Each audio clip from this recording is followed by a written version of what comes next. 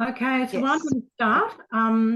And I'd just like to say welcome to everybody. And just I'm going to start off by giving you all just a tiny intro about what early ed is about. And then Amanda's going to take on and give you some information about what early childhood intervention is. And then I'm going to kind of come in at the end and help you kind of think about, okay, how can you apply this to your services and your funding, and what can you do with that information. So early ed is an early intervention service. We've been around for nearly 45 years. It might be interesting for you to know that it started as a program that came out of the Macquarie University Down syndrome program, and a group of people wanted to be able to offer the services that were being offered through Macquarie to all children that had a disability, and also to not have that kind of rules around how things were delivered and supported. So, we've got a long connection with the Down syndrome supports in New South Wales. And so it's a great pleasure to be able to come along and be able to share some information with new babies and new families. We're an NDIS provider, so declaring a conflict of interest, and we're also have office supports in the community as well. So thank you so much for having us. We have been connecting up with Down Syndrome New South Wales for over the last year or so, in a lot more getting back to that. We've done that in the past, and then things have changed. We're back to that. I think we're all really involved in advocating for the changes that have been talked about with NDIS coming along, and so really proactive about making sure that the family and community know what we really should be looking towards. So we're really excited to have all of you as parents. You're the real champions, and we want to make sure that you have the information that you need. So feel free to interrupt. Melissa and Julie, I'm sure, will keep an eye on your hand going up or any questions. You can put things in the chat as well, anything like that. Yeah, feel free to ask the questions when they pop up, and even if we don't get to them straight away, we'll make sure we look at them before the end of the session. So before we kind of start with Amanda, I'd like to acknowledge the traditional owners of the land on which we are on today, and pay my respects to past and present, recognising their contribution to land and community, and particularly to families and children. Our main office is on Camaragal land, and I am on Garinga land today. So I'll hand it over to Amanda, and she can tell you a bit more about what we're going to cover today. Great, thanks, Kerry. So again, welcome everybody. And today we're going to be looking at early intervention or early childhood intervention, and how to get the best out of your NDIS package. So hopefully some of this information will be useful to you, give you a bit of an oversight as to what early intervention actually is when we talk of those terms, to think around the services that encompass early intervention and what a team around the child looks like as a model of service. We're going to talk a little bit about the NDIS, which is quite a bland topic actually, and sometimes quite frustrating. Oh, I'll make it exciting, won't you worry. We will do our best. Just to say that, it is constantly changing. We are constantly getting updated and working within that context. So hopefully the information we give you today will be helpful. And we really want to make this interactive. So Q&A is really important for us. Please, as Kerry said, interrupt us as we're going. If you'd like to, we'll have some times we can have a chat. And at the end, if you have any questions and we have time, we can answer them. But if not, please just pass them on to Melissa and we'll get in contact with you and have a chat later on. So with further ado, if I can get my thing to actually move off my screen. There we go. So that's us. We've said hi, which is great. So, and Kerry's given you a little bit of an idea about early ed. Kerry, did you want to add anything to that, what you've said before? Yeah, I guess our the main thing for us is that we are really committed to making sure that children and their families and community receive support, and also that we do this as early as possible. So we're really excited to be invited to present today, because it is so important to give you as family members the information you need to start everything well, and to know that you're on the right track, and really help you be informed. Okay. Linda. Sorry, it's a little bit slow on my uptake when I'm trying to change my slides. Okay, so what exactly is early intervention? When we talk about early intervention or early childhood intervention, we're talking around looking at that particular child and their family, and the child having potential for a developmental delay or disability, and looking at how we can support that to enable the child and the family to have the best quality of life possible to meet their potentials. So we're looking at promoting child and family's health and well-being, to enhance their strengths and their emerging skills. So it's a very strength-based model. We're not talking around trying to find out what's wrong and trying to go from that angle. We're looking at a different phrase. We're looking at how we can actually harness what they've got now and where we're working towards. We're looking at minimizing developmental delays. So we're talking around prevention strategies, around how we can actually look at, putting in services early, so that we're actually not having to fight the fight later on, when our brain development has changed a little bit. And we're looking at remediating existing or emerging difficulties that currently exist.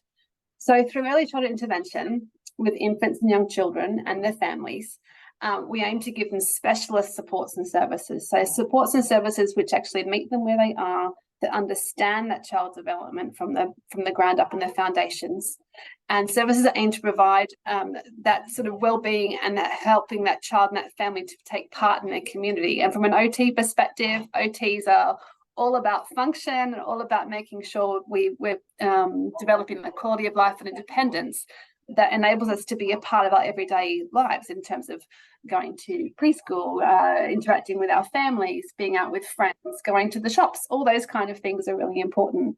And early intervention, in its essence, is about how we can actually support you guys in having a family and your children to access their everyday lives the best possible way, with the most joy, and making sure that we can give you that support.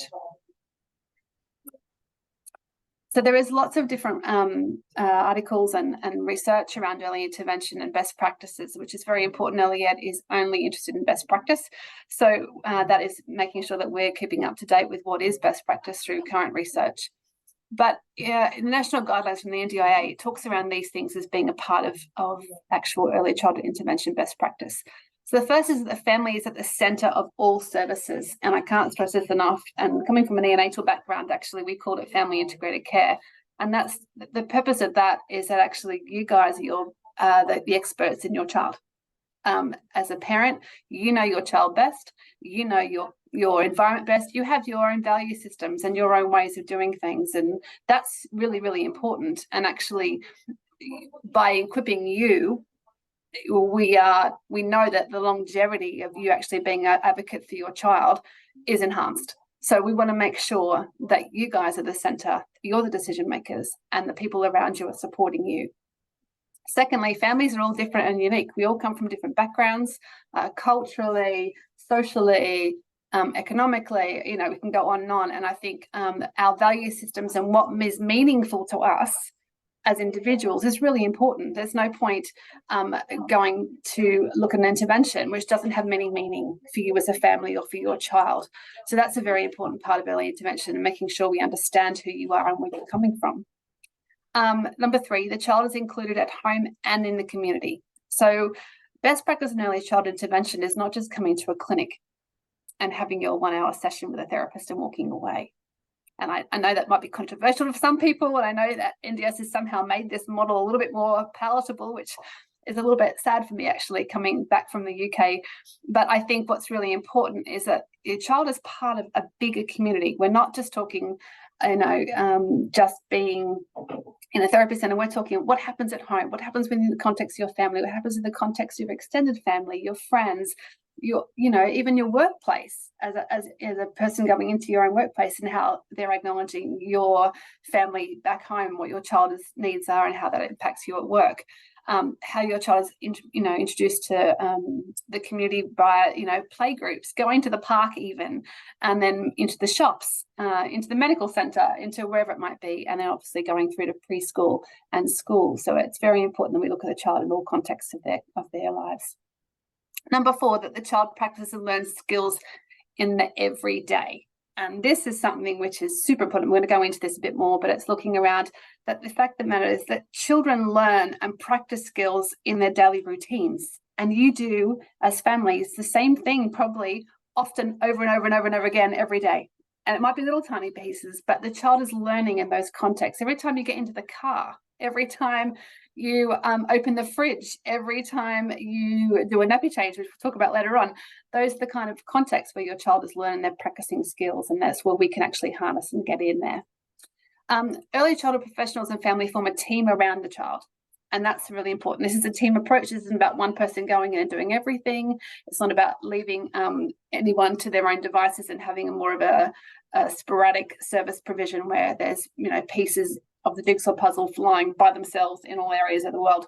So we're trying to actually come together around you guys to support you much more cohesively. And 6, that supports build everyone's knowledge and skills. So we're upskilling you. And we'll talk a bit about capacity building later on, but this is about giving you information that then is relevant to you and your thing, and then how to use that information and extrapolate that onto your children's needs.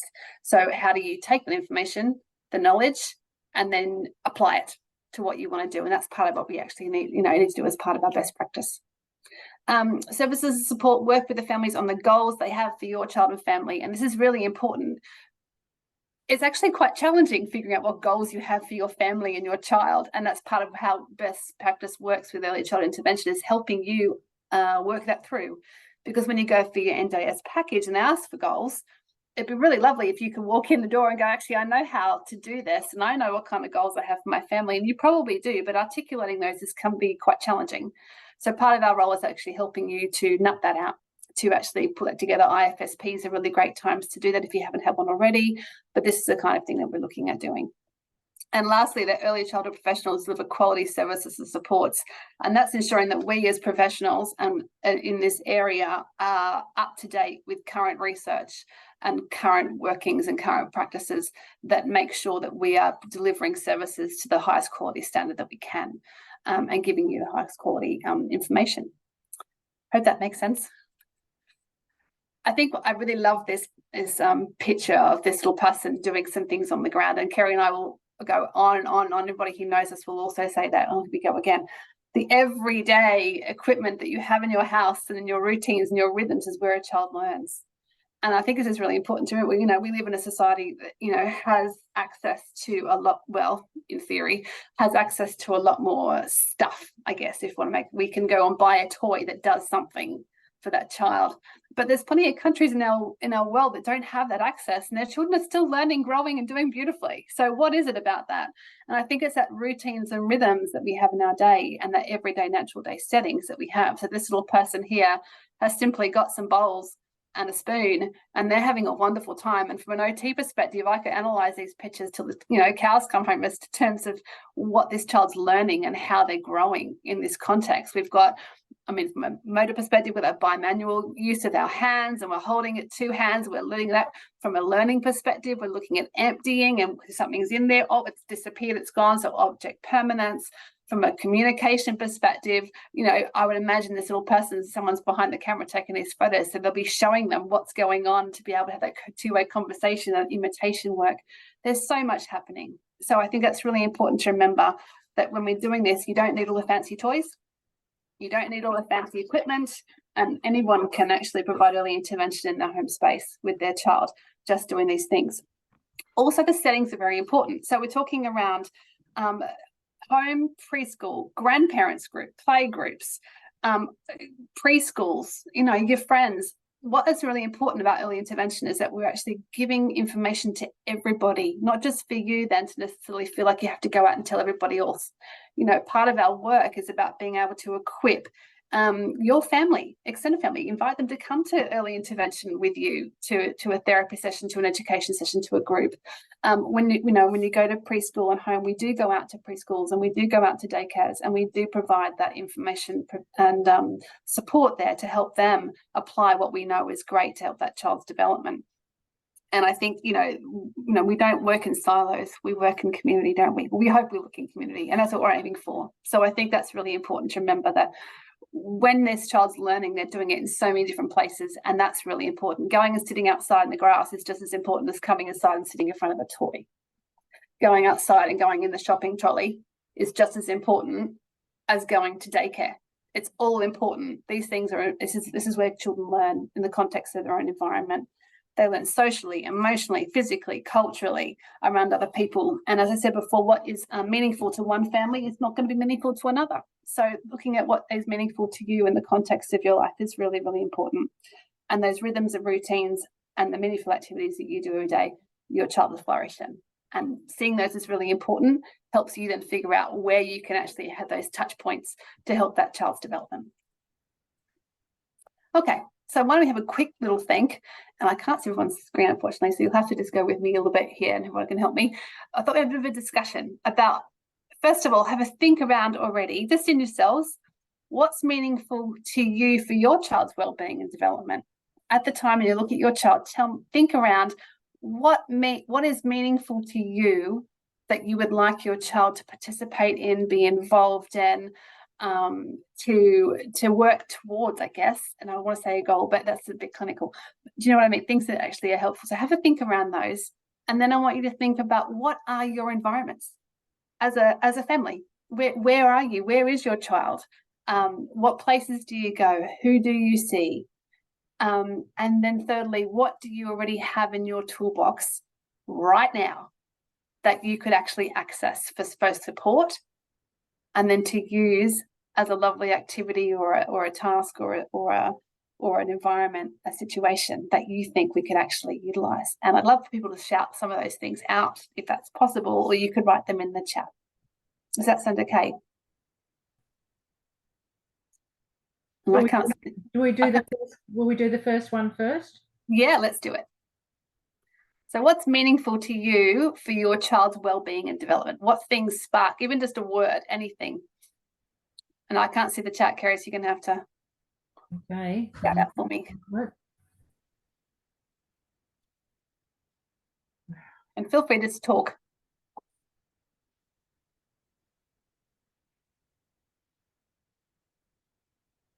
That might be too big a question, actually. Or it might be just something to think around.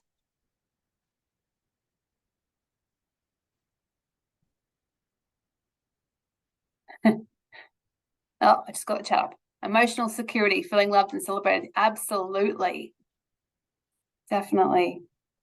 Balance. I'm assuming that's balancing life, juggling the balls like I was talking about before. Is that right, Alison?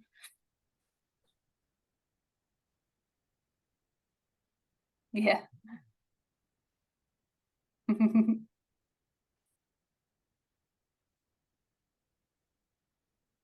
I think sometimes in therapies we can get very, very caught up in the components of development of a motor action or how many words we're saying and those things. And actually what you're saying here, and yeah, absolutely, nutrition. I mean, goodness, that emotional security, that nutrition, food, that love, that security, support. We know children learn and grow and thrive in an environment of love, acceptance, positivity, and encouragement, don't we? And those things are really important. Yeah, like Lucy, quality of life. This stuff is really, really good. And what does that mean to you? I did a message about quality of life before, and actually it's interesting what people think around that topic. What is quality of life for you and for your child? Fun, yes, definitely. I just love how none of your answers have been that they will pick up a fork and, you know, hold it in a pencil grip. Like, so seriously, like, you know, this is wonderful for me. I love this. This is great. Yeah, these are the really important things to us, aren't they? They are. So what are the environments that you think you've got on your doorstep right now? Where are your environments? And when I say that, think around both physical as well as others, and even cultural, or, you know, it might be a belief system, religion, it could be anything. What kinds of things are your environments?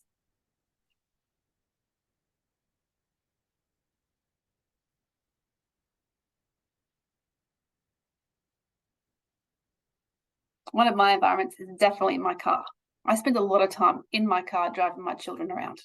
A lot. I feel like I need to interior design my car, not my house. So that would be one of the environments that I would say for me, and when my kids and I chat a lot and actually have meaningful discussions. So that's an important environment for me. What other ones do you guys have?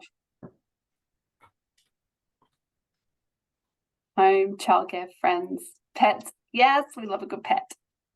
It's true. Isn't it interesting? Pets really make a whole little micro environment in themselves for the children around, don't they? You know, that's a lovely thing to watch. Your park, beach, school, video calls, definitely. Oh, that's lovely. And overseas families, yeah. Thank goodness we've got lovely. Oh, sorry, guys. That we have lovely opportunities now to actually do things.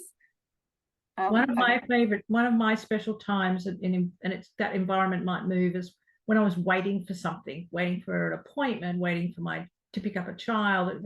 Those moments where you're just sort of hanging around in different environments, they're always a time that we're really special. The last question is, what do you already have in your toolbox? And I guess what I mean by that is, what do you have in your hand right now that you think is valuable for your child's development? You don't have to go and source it. There's nothing there you have to go and pay for. What's in your hand right now? Doesn't have to be physical.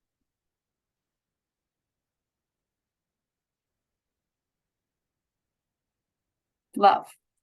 Yes. Absolutely. So are these things that are really helping you to life and support your family? Yeah. Cooking, books, art. Yeah, lovely.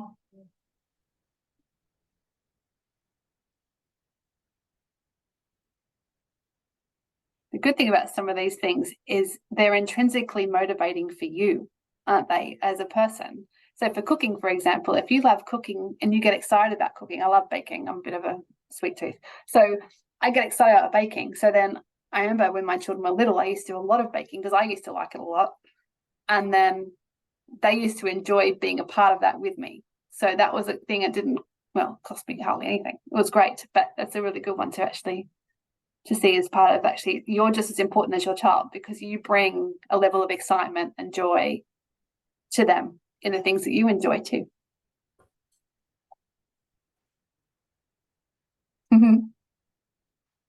Brilliant. I can see your dog is very important, Lucy. We have to meet him, Lucy. She definitely is. That is lovely. Well, that sounds great. So what I wanted to get from that is, the reality is you have a lot of things already that you can identify as goals of where you want to go and what's important to you, where you're going to achieve those kind of things, and that you already bring some tools already to your toolbox to do that. And part of our role, I guess, in the team is to help you flesh those out and to help you adapt those for your child's particular needs.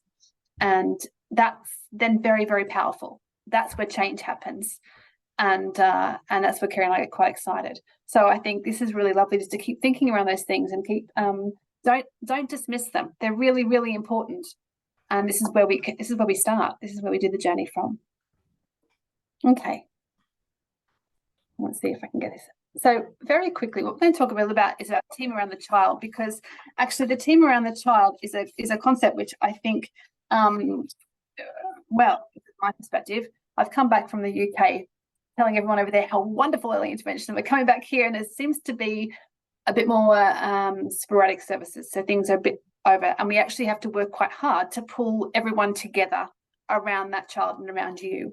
But it's a really important model of service, because by doing this, we're working in partnership with you. We're making sure that your goals and your values are the most important things that we're working towards, so that when we're trying to elicit change, that actually that's effective and long lasting. Actually, what we want to do is make sure that you have that team around you that you feel confident and supported by, journey with, for the times that are ahead, because we know this is not a short-term, fixed solution. This is a long-term relationship that we want to build with you guys, and to be able to walk it with you. So when we're talking around team around child, we're talking around that, again, family integrated care, or that child and you guys. That's the middle section. This is where you are, and everybody else around you feeds in as you need them to.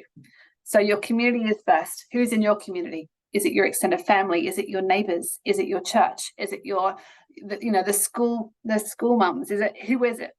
They're your community of people that you need to do, and being really purposeful about that community and who's actually bringing you that effectiveness is really important, and equipping your community so they understand your needs is part of the whole process. We have a key worker model at early education and early ed, and that is essentially designed so that you don't have to talk to 7 billion people about the same thing 700 times. So you go to one person, particularly for the administration, and we know there's a lot of administration with NDIS, that person becomes a person that you can actually go to, that you have that relationship with, that understands what's going on from a broader perspective, as well as the intrinsic details. Kerry might be able to talk a bit more about that from your angle, Kerry, about key workers from the early ed team. Yeah, so basically the idea is that you can have someone who's helping you think about the future, connect with other people, and just help you be aware of things that are happening in your community, and just making sure you've got someone who's looking at things apart from the intervention goal that's right in front of you. Yeah, absolutely. And around that key worker, you've got the early intervention team. And we'll go on to the next slide, because we might just flesh them out. Thought it'd be a bit of helpful to tell you about what everyone does in theory. Now, what I want to say is that good early interventionist, from Kerry, my perspective, can work in a transdisciplinary model. And that means that they will have area of specialty that they understand and they can bring to the table, but they are also a fay with the broader areas of development, and can feed into some of those things and understand when we need to get to specialist support, if that makes sense. So as an occupational therapist said before, Kerry and I are OTs and physio and speeches, so I'll put them at the beginning. But OTs are really around function. We're around everyday activities and how you're actually able to support your child to be able to participate in everything they need to do. So that comes everything from self-care activities such as dressing, feeding, toileting, joy, those kind of things, right through actually, and OTs tend to spend a lot of time with upper body and hand skills, because we know that actually utilizing your hands is really, really important. So later on, we've got things like drawing, we've got being able to do things with two hands together, we've got a lot of stability and motor work, we've got visual motor skills, which are all around how we understand interpretation of forms, so we can copy letters and copy and write our names and letters and numbers. We're all around making sure your child can access everything they need to access. So if your child has physical needs, we also do things like equipment and assistive technology to support that. Speech and language therapists. Well, Kerry, you go. You speak to you need to say that. I always think the speech pathologist's role is to really ensure that a child can have a voice and can express their needs, but also that they understand what's going on, and that we support them with assistive technology, with keyword sign or other supports, to ensure that they have the opportunity to they have that right to communicate. Yep.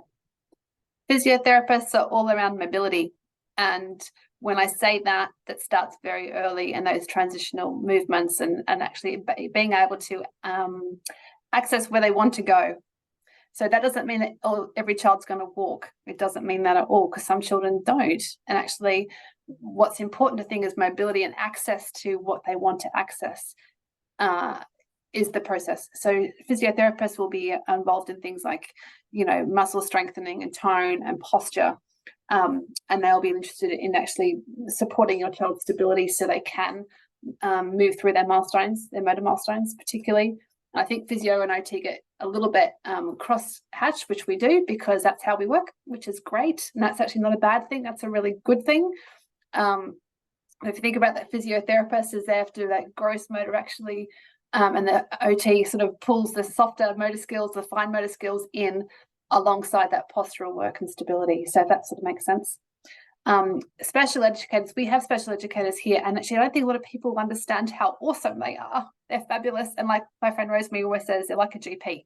So they tend to understand how cognition works, and we know that babies are learning from the very moment they arrive. So it's very important that we actually understanding that, and they are fantastic at being able to communicate with your daycares and preschools and schools, because they understand the curriculum and how it works. They're looking at cognition and how a child's problem solving, how they're managing to get through their executive functioning skills, like their memory and all those kind of things, and how to learn and engage in environment, group environments particularly. And we have lovely special educators here, and they're wonderful. Yeah, yes, go. Pick up on that, because I think a lot of times an educator isn't someone that you think about being as part of your team, but they are the ones who really are thinking about how to support your child to be ready to learn, particularly ready to learn and be included as part of the things that they need to be involved with later. And that, is the early childhood education, preschool, childcare, and then later on with school. So they have such knowledge around how to support children to engage in groups and connect with other people, and just have a broad, OTs and speech pathologists and physios, they always are very focused on their area, but educators pull everything together. They make it all, hang together and make it balanced. Yeah, it's true. Clinical psychologists you might come across if you require additional support for your child, if they have some kind of anxiety or things like that might go on. It tends to come up later on. You might find them initially helpful for even if you've had a traumatic experience through NICU stay or those kind of things that are actually helpful. They're very good they tend to specialise in behaviour, depending on who you get, and they certainly will be involved in a diagnostic capacity if your child looks like they might be having more concerns around the autism spectrum or something like that. Behavioural specialists, which we have here as well. Actually, Kerry, do you want to speak to that? Because I haven't. So, I mean, behaviour is, the way that children behave and act in certain ways because they're learning. They're learning to manage their emotions. They're learning to be independent. They're learning to try things. And so children don't necessarily need support from a specialist, because your therapist and your educators are going to be supporting your child to learn in a way where they are managing to learn to manage their emotions and learn to be independent. But there are times when behaviour can become really challenging, or it can be putting a child at risk. And so there's a group of particularly trained behaviour specialists that can support children and they come up with a plan, a really carefully planned piece of work that you can apply through NDIS to support and minimise the impact of the behaviour. And one of the important thing is that it stops and reduces the need for anything that's really controlling, like anything that's going to restrict what the child does, and it really supports them to have much more quality of life. So it's something that not all children need, but it is a really specialist area that you need to be aware of as well. I always think the educators and the behaviour specialists are people that we don't necessarily know about. And then, of course, the next one is family support workers. So do you want me to talk about that? And yeah, okay. So family support workers are a really good group of people. They're usually social workers, and they are able to support you as a family to unravel some of the things that can improve the quality of life of your family. I think a lot of times we don't realise that we can use supports to support your family out of your NDIS package as well. And so it's an important area to think of, because often if you can unravel what's going on there and get the support you need, you can really solve a whole lot of other things that have been bothering you, and then you're just able to cope better and do better as a family. Yeah. And of course, you've got your medical team, your paediatricians, your GPs, and you might have others. There might be people that you are introducing to your whole team that is different. And if you've I think reality is you've got mainstream and you've got people who are just as important. Music therapists are a really good example of this, which are awesome, love them. And I think this is important to actually understand who's in your team and to be able to choose for yourself too what's important to you in your goals, and to who you can access and who you trust with that. So yeah. So one of the things I think I'd like to reinforce in that medical team, and we tend to forget these guys, probably a few of you are connected with support team members who are supporting your child's hearing, but there's hearing, vision, and also dental as well that need to be considered. So I always think it's important to bring them up, because we tend to not necessarily think of them as being part of your team, but without them, your child's development can be impacted. And in terms of others, don't forget about all those people who are out there in your community, your playgroup leaders, your librarians, your educators at your early childhood service, so your childcare and your preschool, your family daycare, they're all part of your team as well.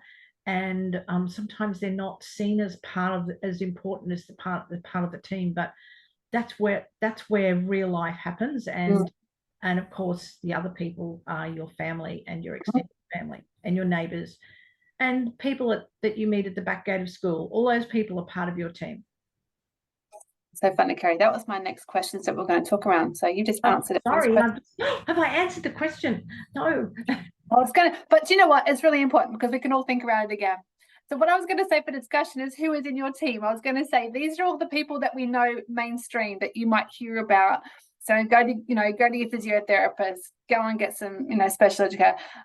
What I was going to ask is who is actually in your team right now? Who have you got that you go see? Who's in your community that you already utilize? Again, without probably having to pay. Well, maybe for childcare, obviously, but things that already who are in your team that are providing you with support and understanding and knowledge. And I think we're looking at child development. Yes, it's a bit different depending on whose child is, who, and they're all individuals. But I think your family's got lots to give in terms of their ways that have helped them as well with their bring up their children and other families that you might know of. So in the chat, think around who is in your team currently. And the other question I want to talk to you about is that communication piece within the team, because when we're looking at putting so many people together, actually that communication is really crucial, because then we can all be working towards the same thing. And the children and adults, well, I don't know, definitely me, but certainly our children, they're learning all the time. But I think we have quite high expectations that they're going to learn 700 things at the same time and do them well. That's not normal. That's not how I work in my brain. And children are amazing. Their brains are very plastic and they're growing, exponentially every day from their experiences in terms of their learning. But I think that sort of to and fro in the team and understanding where we're all going and being on the same, hymn sheet is really important. So yes, let's have a look. So in the chat, so who's in your team? Lovely. Absolutely. Your Facebook groups, yes, and they can be a fantastic support. Your teacher, your OT, your family, your friends.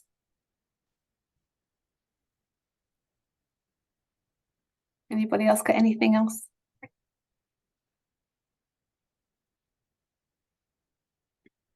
Well, let's have a think now about your communication together as a team. Think around what are the challenges you've come across? Are there any things that have been tricky that have been hard to actually manage that? I think we're giving families a lot of things to have to do, and it's like project managing essentially. When we're looking at NDIS and how that's going to work. So tell me about the challenges that you've had. You can even, if you want to take yourself off mute and you want to just say them, that would be great too. We could have a discussion. It's always really nice too. You can be sick of my voice, so feel free.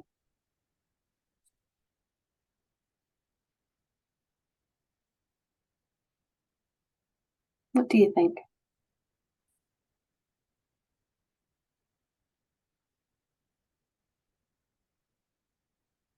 One of the challenges that some of our families will say is that they start with a person in a service, for example, and that person leaves unexpectedly, or they're short and they come back again. Is that something anybody's ever experienced before?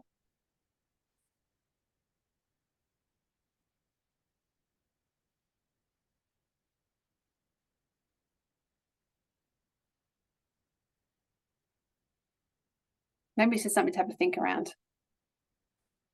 I think from Ivy, go, what do you think? Yeah, getting on the same page, Alison. Yeah, for sure.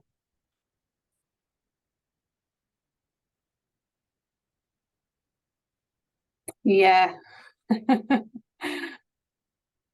No, I completely hear you, Faye. Yeah, there's an expectation that you should be doing so much, and actually that's not real or sustainable in everyday life.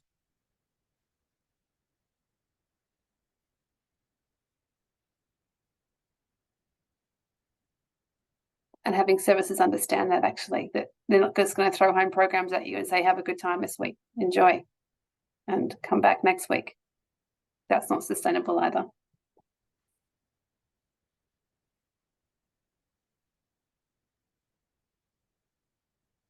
Has anybody done anything with these sort of challenges? Has anybody had any thoughts around how to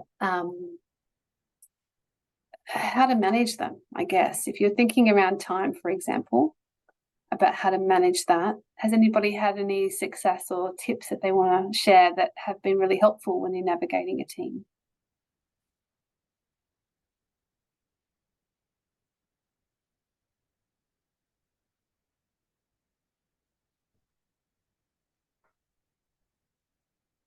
I imagine Melissa and Julie might have some tips too.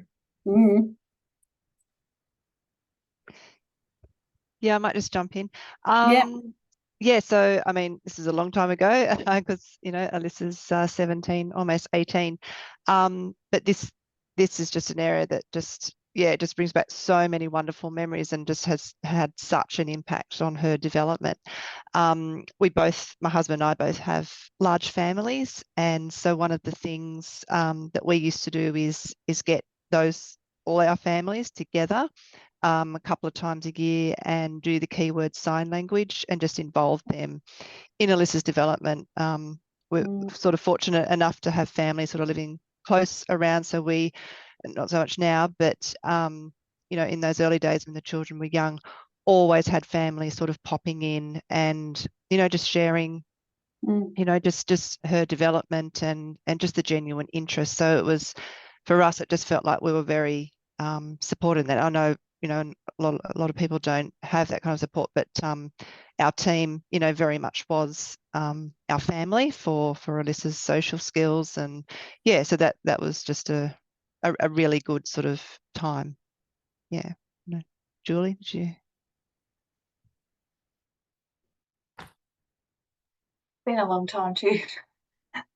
But we really benefited from group. We had group early intervention when we started. So you went in and you saw all your therapists all in one day, and you had a play group at the same time. I think that's just something that our families are missing out on these days. Yeah. Unfortunately, it's just not the model anymore. But yeah, when you're in a group, it's interesting because you actually learn from watching other parents, but you learn by listening to what someone's saying to them, and you 100%. instantly swap ideas and you see things, you think, oh, well, that's a good idea. Yeah, it's this multi-layered learning that occurs from those situations. So trying to replicate is really important. And the babies get to mix with other babies like that. Like I used to really be careful about what, playgroups and preschools I took my daughter to. But that was sort of, because I was there, you could sort of, they could play with the other babies and you were still sort of involved. Yeah. So yeah, that is something that's lacking, I think.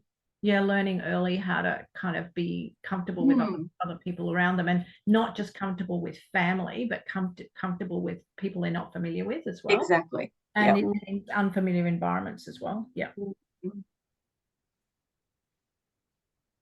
So someone's just said having your speech and dietitian together is quite helpful. I know it might seem more expensive with the NDIS having two professionals at the one time. Coming from an OT perspective, if I go and have a joint session with a family, with my physio colleague or with our speech and language colleague, we can often work on the same functional goal together and incorporate all the different parts that enable that child to do that particular activity at the same time. So instead of having the physio goal and the OT goal and the speech goal and those things, actually combine them for a session is actually really helpful to tick off some larger boxes, if that makes sense. Yeah, it can be cost effective in the long run anyway. Absolutely. Yeah. Yeah, works well when they're young too, because the speechy doesn't need to work one-on-one with a little one as much as they do with an older one. So yeah, it does work well that way. I just think what happens if you've got when I work, and Kerry will say the same, when you work alongside someone, I'm watching, for example, my colleague Dee, physio, so she'll be doing some work on moving from A to B for this particular child, and I'll be thinking, hang on a second, why aren't they doing that with their hands here? What can we do with here to actually take that to that, from here to there, cross our midline, do those things? So we've got two goals crossed over together, and for the family to practice that week, there's only one activity, which it helps. And it's just the way we're doing the activity, and the fact that and Kerry will say the same. When you, as a therapist, when you're watching someone else do something, you can see where you can put quality additions in to make that a more holistic activity or task or whatever that actually addresses all developmental areas. So it's a nice way of working. Yeah. And I think also at that time you're communicating with the child anyway. And so it's about, okay, well, let's look at the way you're communicating. What kind of ways are you helping them understand what's going on and what's required, and looking at and giving each other similar ways of working, because that's less confusing for the child for a start, but it also can be supporting their language and learning as well. Yeah. And if your child has siblings, they're a fantastic way of actually helping. Yeah. They're awesome. They can be little, they're play partners. They're fantastic. And actually, sometimes you can do some cooking while they just hang out and play and do their thing, and it's actually not a part of you. And that socializing and that emotional engagement is just as important as that child's motor skills. So if that's what they're getting. So I think this is really important to, like you said, Melissa, with the keyword signing with your family. How lovely. That's a great way of actually encouraging everybody to be involved and to take responsibility as a community. We need to be doing things in community, not in silos. So there's only so much we have in our tank to do it by ourselves. So yeah, certainly. And if I could just add to that, and thank you, Sarah, for your comment there. But I actually used to get the keyword sign language teacher to come over our place with family, and we would all learn together and just make it like a party afternoon, have a barbecue or afternoon tea. And that was just really wonderful. And then one of the things that we used to do is take a photo of each family member doing their sign that each family member had a Lovely. sign, For their name, and yeah. it was just beautiful. And then Alyssa would have the photos with each family member, or her aunties, uncles, cousins, everyone, grandma, granddad, doing their sign. And some we made up, and yeah, it was just beautiful. And a reflection of their personality, or yeah. That's awesome. Yeah. I love that. And I think family want to be involved, and by doing that, you gave them permission and something really concrete that they could do, but also it gave you a way of starting a conversation about supporting your daughter. I'm sorry, I can't remember her name. Alyssa. As part of your family. Yeah, sometimes it's that giving permission, but making it a really joyful experience as well. Sign workshops are always super fun. Yeah. Absolutely. Thank you. Okay, let's keep moving through. Come on. How's the time going? We're nearly I know. Thinking. So when we talked before about early intervention, it's where and when they need it. So thinking around that, actually, in your backyard is a great way for doing, early intervention at the park, at the childcare, with friends, and being on the same page is really, really important. So we, as a therapist and as educators and as your, team members, we value not just imagery therapy in your lounge room. It's okay to go. I mean, I've done therapy in the shopping centre. Therapy. So this is really important in the community. Where is it actually that we need to actually put the intervention in to support you guys? So with early intervention, the components that we talked about, how we actually do it is like this. We use anticipatory guidance and we're goal directed. That means we're thinking around where are we now and where do we want to be? It's not about where we should be or, what this developmental test says we, are down here. We're looking at where are we now in our skill set and what are the goals and where we want to go to.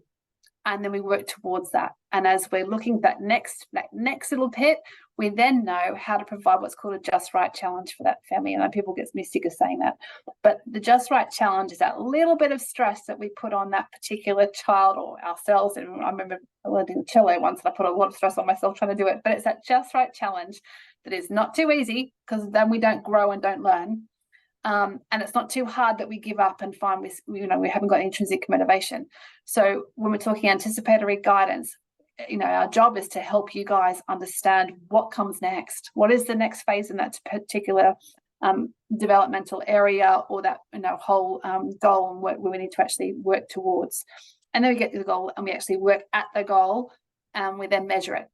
And that actually helps everything, because it helps you guys feel like you're moving somewhere, and it feels like achievement. And then we can know when we're moving on to the next one. So that's really important. We work in a coaching model. So what we know is that actually it is way more powerful and effective for us to upskill you, because you were doing things with that child the rest of the week, apart from the hour or two that we might see you. So it's about integrating those learning opportunities. It's not coaching you in the moment and making you a therapist.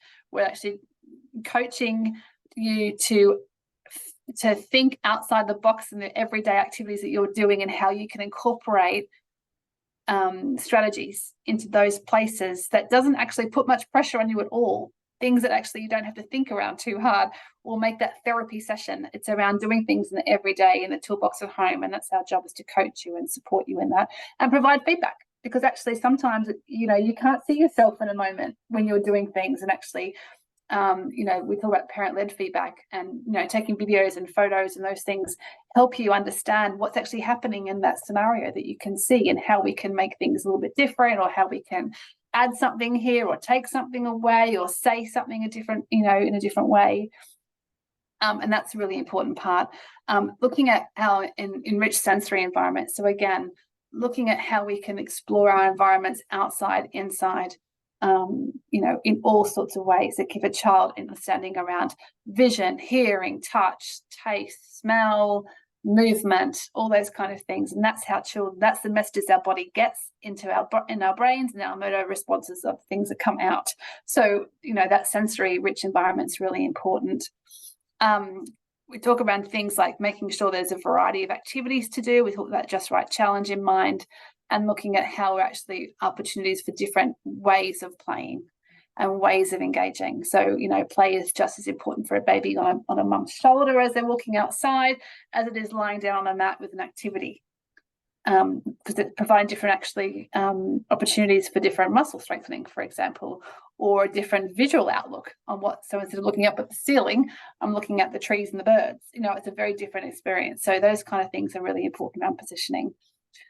Obviously providing information around education and development and assurance of families about what is actually expected of certain ages. So most of it is more around making sure you guys don't feel like you have to go things at such a fast pace that it's unrealistic. Actually, you want to make sure that the goals are realistic, and actually they're within age expected ranges.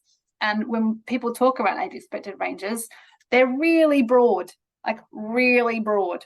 So I don't want you thinking, if you read something that every child has to, roll by the time they're 4 months, that's not actually how it works. It depends on that particular child's personality, for want of a better thing.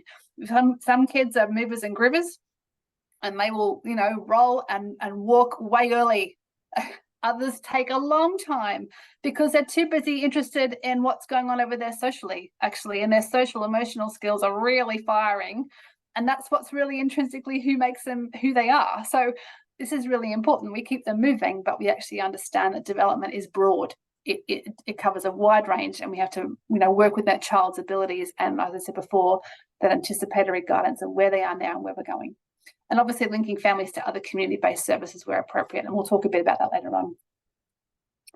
So very quickly, childhood development, as I said before, is multifaceted, and nothing develops on its own. We can't just do crawling and that's all that child's going to learn, because the reality is, when we're learning a new skill, there are like windows. Children have these windows of opportunity of learning, and then they have to consolidate. And as we do as adults, we can't keep learning something new all the time without having those times to sit and sort of dwell on it and explore it a bit more detail, and to really hone those skills. So, as interesting research around actual motor skills in combination with learning and cognition skills, and they're both really intertwined. So as we're moving, we're exploring our environment differently and the aspects and the concepts of that environment. And so we're learning around those things. So what's really important to remember is, whatever activity you're doing, you're probably ticking off about 7 boxes of development at the same time. And that's the important part that we can help you sort of figure out and nut out, so you feel like, actually, I'm doing a lot, actually, just by sitting here with my child stirring, the cookie mix at the table. We can help you understand that actually, from a development perspective, you're doing a lot. And if we just made this little tweak about how they're standing, or the size of the bowl, or how you're speaking with them, then you're just putting that little bit of extra Just Right challenge in, and then you've got development going forward. So that's the really important part to remember. So we talk about early intervention supports as the whole child. Intervention is for your child as a whole. We do not separate them and develop, individually. And we're just going to sit here today and we're just going to do balance. That's not how it works. We don't have individual body parts that we can just hone on that thing, and that's all it matters. It doesn't work like that with child development. And that's really important to remember as an early interventionist, when you're going to different services, that you see things as a whole. And you can bring in information from your other therapy services if you're doing that, or educations, or your psychology, or whatever it might be, into those different places that you're going. This is just a really quick, and it's a lot of words, so I'm sorry if you get to play this back, you'll be able to look at it carefully. But the idea was that these are just examples of areas of development at different sort of stages of development. And actually, I've got it color-coded because you can see all the different types of things that are going on. So, when you're looking at sort of green, that communication, you've got all those sort of brown ones, which are really all that emotional regulation skills. You've got your blues, which is that sort of fine motor. You've got your oranges, which are all your gross motor. And all those different aspects of development happen all the time. And when we're looking at that, what's really important to remember is that you don't have to just focus on one minute skill. we can do what we're doing and add in little tiny pieces to that particular activity, and you'll be doing a whole developmental work for that child. And that's the really important part when you're looking at this, remembering too that development has a wide range of typical. Okay, so it's really important. And we know that babies with Down syndrome particularly will probably take a little bit longer, particularly in that motor skills and maybe some language things, because of the way they're actually developing, and that's fine. And they'll meet their milestones when they meet their milestones. And we work with them of where they're at now and where they're going to, and that's really important. So I'm going to show you a little video here, because this is an example. This is actually my my cousin's little girl, and she shared this on Facebook, and I just loved it because it's a really good example of early intervention in the everyday. So I'm really hoping this plays. Let's see.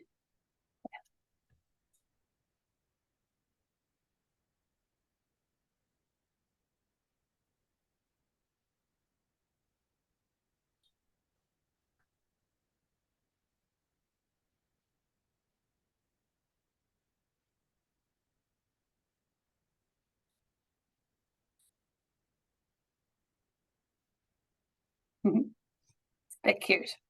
So what I want you to do in the chat now is to see if you can think around that very small activity that's just happened just after lunchtime.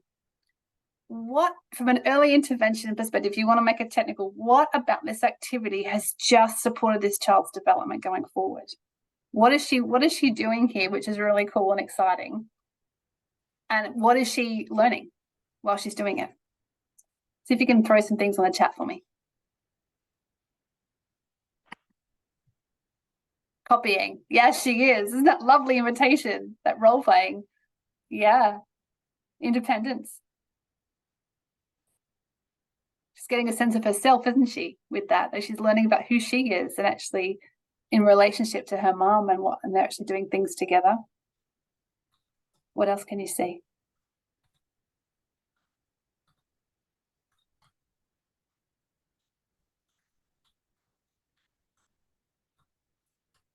Grip. Yeah, I know. My little OT brain went, oh my gosh, look how you're using those two hands together and pulling those things apart and holding on and doing those, which is lovely. Yeah. Bonding, teamwork, muscle grip. Yep, absolutely.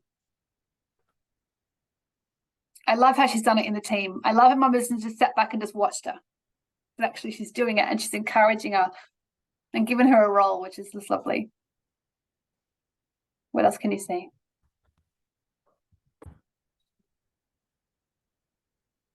What about from a communication perspective? What is she doing? Wet and dry, yeah. And standing, yeah, she is. So concepts, you've got the cognition going, you've got the emotional regulation going, you've got gross motor, you've got fine motor. Communication, what are you seeing? The imitation is obviously big. That's huge, because that actually helps with our play skills and everything else as well, and our understanding and our instruction following and everything. What else do you see from communication? How did a mum speak with her?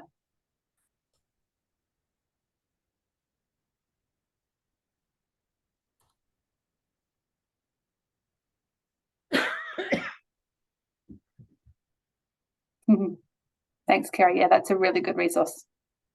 Who wants to have a look? And just see how she was using quite simple language and keywords as well as to what they were doing. Encouraging, tone was engaging. This is lovely. It's a very small thing. It probably only took her, what, 3 minutes? I bet you that little person would stay there for about 5 or 10, happily doing some scrubbing and doing those things, and there was no toy in sight. And this is what we're talking about, early intervention in the everyday. That's learning. And for me as an OT, I'm thinking that is fantastic. If I wanted to look at that from a hand perspective, hand use, what would I do next? What would make it more challenging for her? Or from positionally, the fact that she's standing and she's learning how to manage her posture. From a communication perspective, how can we get her to actually babble in different ways and explore and look up and cross-reference her mum? And there's loads of different things you could do in that context, which is just really lovely. She's learning life skills. Yes, they are. Chores are never ending. You are so true. But yeah, let's engage the workforce at home. Seriously, this is a really good thing. chores are really important ways of children developing a lot of things, particularly responsibility and around instruction following and around things to actually be a part of a team at home. So this is a really important learning skill for her.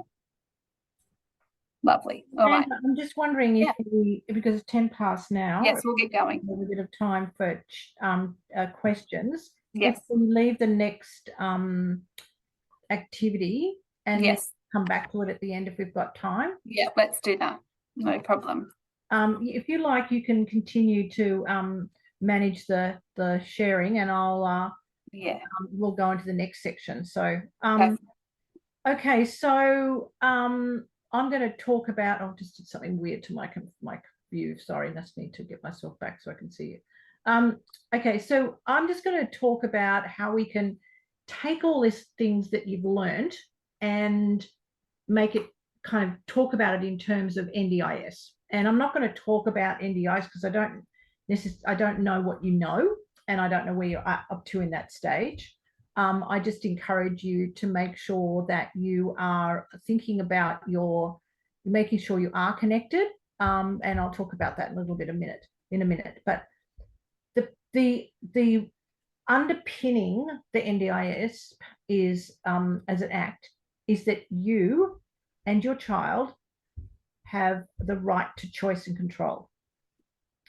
But to have choice and control, you need to be informed. You need to be informed so you can make informed decisions.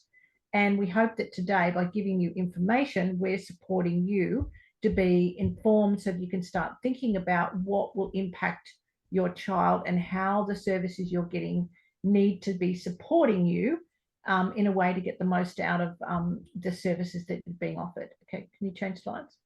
Mm-hmm. Yeah. So the first thing I want to say to you is some of the most important supports you've got are free. And it's really important that you don't get totally pushed into only accessing and really focusing on your child's needs for services to be the ones that come through your NDIS funding. There are so many out there. There's supported playgroups, there's mainstream early childhood services, and then later on school. We actually have some funding from the Department of Education called Start Strong Pathways, which provides free supports for children to be ready for school and for support for you as a parent, and also to access support into early childhood education. Now, a lot of early childhood services have Start Strong Pathways services, and unfortunately, they're really hard to find them. But if you're connected up with your early childhood partner from the NDIS, they should be able to tell you what some of those free things are and be connecting you to them, and use your social media to do a bit of a search for some of those things. So there are lots of free things. We have funding for the supported playgroups for through the Department of Communities and Justice. So they're also available, and so there's something for you to look at as well.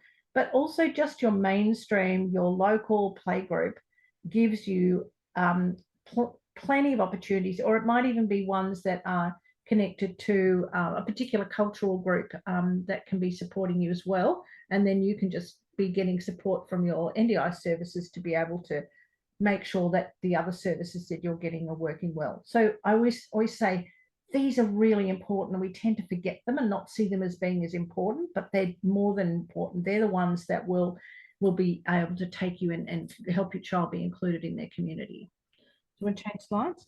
Mm-hmm. Okay, so there's options for services. So there are organisations like ours, which are a whole range of services working together. There might be a not-for-profit group, and then there are private services as well.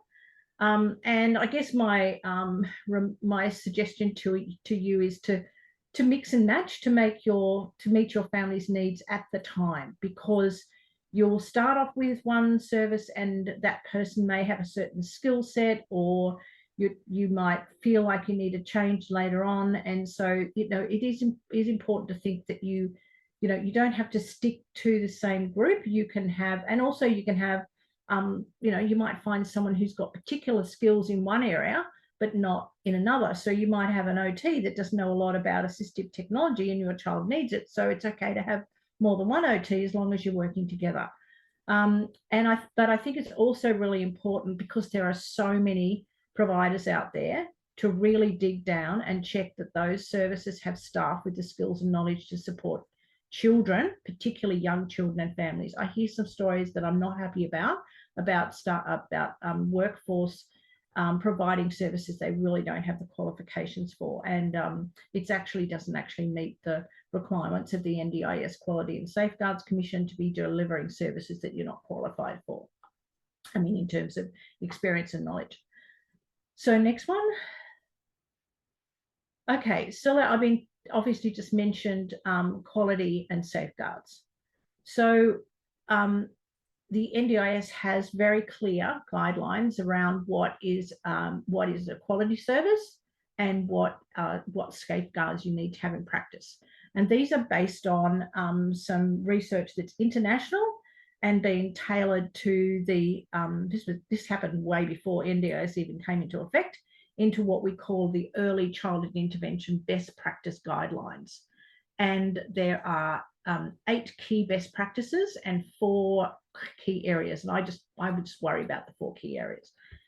The first one is the importance of family, and that everything needs to be family centered. Like Amanda said, if it doesn't meet your needs, if it's not your priorities, it's not going to work. It's not going to you know best what you need, and you know best where you need to be focusing. The second one is inclusion. There's no point in helping a child learn to do something unless they can do it in the environment where they need to, so that they can grow and become independent. So it's all about supporting a child to have exactly the same opportunities as every single other child and be able to participate. And the starting point for that is making sure wherever possible, your therapy supports and your supports are offered in the environment where that child needs to use them. So they are learning how to do things in their home, in their childcare centre, in the park, in the backyard.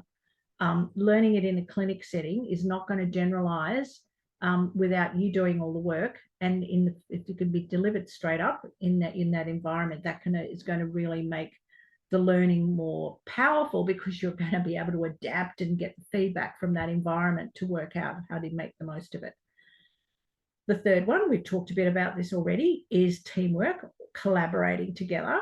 No practice is going to work as well unless we're all on the same page, because we can be working against each other.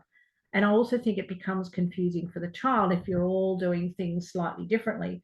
So being able to kind of do things the same way is going to support you. And I think particularly for you as parents, you could very well end up with say 20 goals and things that you're working on at the one time, and not know which is the one to do first. And sometimes if you pick one and you work on it first, it actually makes all the other things come into play and fall into place as well. So it's a really good way of managing the load and the number of things you're trying to work on. And then the last one is to make sure that everything that you do is accountable, and you absolutely have goals and plans and know exactly what you're working on, so that you know and you can see what changes need to be made to and monitor what's going on with your plan. Best practices means that you get the most out of the supports that you're being offered, the most out of the services that you're being offered, if they're delivered in a way that reflects best practices in early childhood intervention. These practices have they're just probably next week, the announcement will come out to review them in Australia. They've been around for 10 years. They're still, I mean, they were around for way before that, before we made this Australian version. And I'm going to put in the chat right now that link that's on the page there, so that you can have it. They're found on the Early Childhood Intervention Best Victoria, Tasmania website. That's where they're sitting at the moment, and there's some really great resources there as well. So I'm going to give you that link, because I think it's a really good place to go and find a lot of stories and information from families from their point of view about the value of and how best practices have had an impact on their therapy supports and their outcomes, their needs of their family and child. Okay, Amanda, next one. So I'm just going to pick one. So one of the practices is capacity building. I think if you focus on one, sometimes and they can nudge all the other ones into place. So capacity building is not just about helping you know how to support your child's developmental needs, but it's also giving you the ability to know what to plan for in the future, which is that knowledge that you want to get from your service providers, to really just make sure that, again, you're informed. If you're informed, you can make the right decisions. And then also to help you navigate the system, to know what's out there that you should be thinking about, and making sure that you're getting, finding out about all the resources that are out there. And actually, I was going to really make a point about this as well, and Amanda has picked up on it, and so is Melissa, that thinking about the importance of supporting your whole family to know how to support the goals that you're working on. Having a mother-in-law or a neighbor or a friend or your partner being able to come to the appointments or make a video of them or share notes, have them stuck up on your fridge. That sharing those goals is really important for making the impact of them go across every situation and environment, and making sure that others who support your child, like your early childhood teachers, etc., are also supported by having enough time and enough visits from your team to be able to really be supported and supported to include your child rather than doing therapy there. Okay. I wanted to just to think about briefly what it really looks like. What does capacity building looks like? And when you think about it, it needs to be, it covers things like delivering the service in your childcare centre, in your home, with everybody that you're supporting, and involving everybody and sharing that information. Now, it's your choice. It's always your choice about who you share it with and what you share it with, but setting up systems, having a key worker that can help you do that, or working that out yourself, and having some systems where the information is automatically shared when making sure you get notes from your therapist every single time, even if it's just a few lines that you can share so that everyone's on the same page, is really important. Okay, next slide. Okay. So this is another thing to think about. So it's actually becoming a big topic, so I thought I'd bring it up. It's something that's being, there's a task force being set up that needs to report within a few months. And it's a response to the independent NDIS review. And that's talking about registered and unregistered providers. And one thing about registered providers, and we know because I'm doing my audit right now, I'm in the throes of getting it ready for it, is that registered providers need to be compliant with the requirements of a particular group of supports that which are called the early childhood supports, and we're audited every 18 months to check that we are using and we are respecting those what is seen as rights of you and your child for the right sorts of supports. So I'm just going to give you something else as well. Hang on, I'm just going to get the link for this. I unfortunately jumped away. Can you want to go into the next slide? Where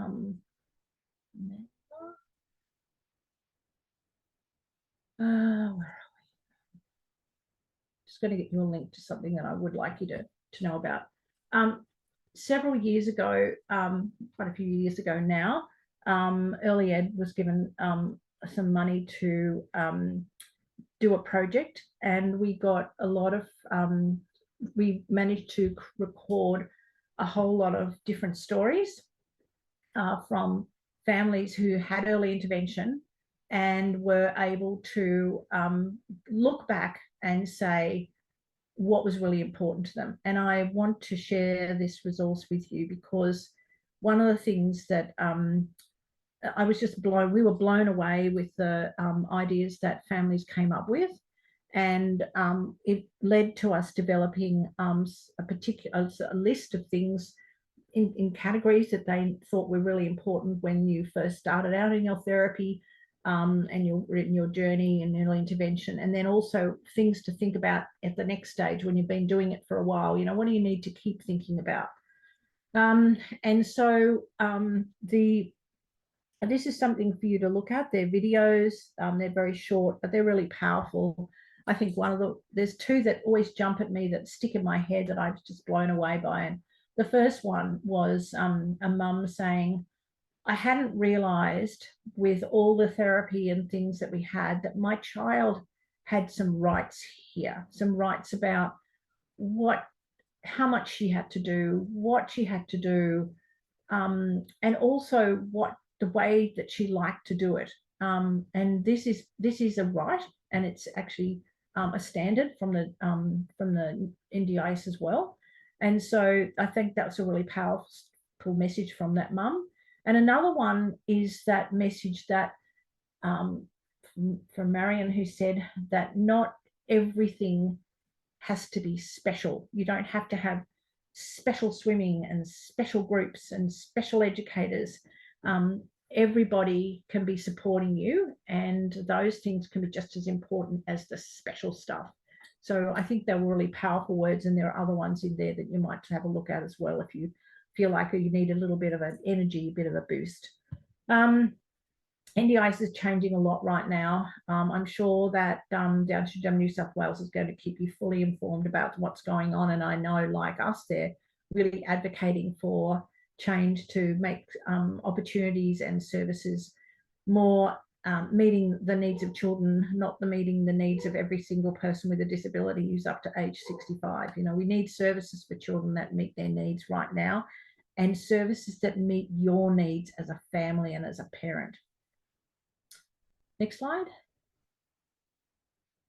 Okay, I think we might shut the slides down and see if there's any questions. I'm sorry, Amanda and I obviously like to talk and we've filled up most of the time, but if you do have some questions, then go ahead. We've got 2 minutes.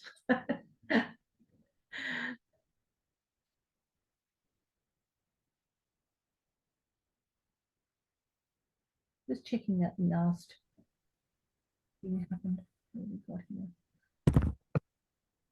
Is there anything you're interested in or want to know more about? Feel free to just jump off mute and we can have a chat too. Yeah, I've just put that link in for what parents want other parents to know about early intervention.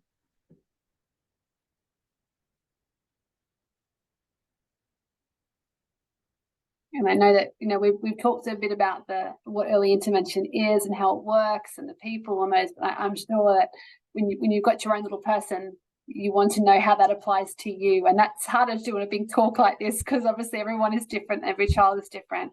But maybe there's something where we can do another talk one, you know, at some point that's more detailed as to, you know, development or something like that, if that's helpful to you later on as well. So Julie and Melissa, I'm sure if there was a question, you could pass it on to us and we can support someone if they would like that. So, absolutely. Yeah. You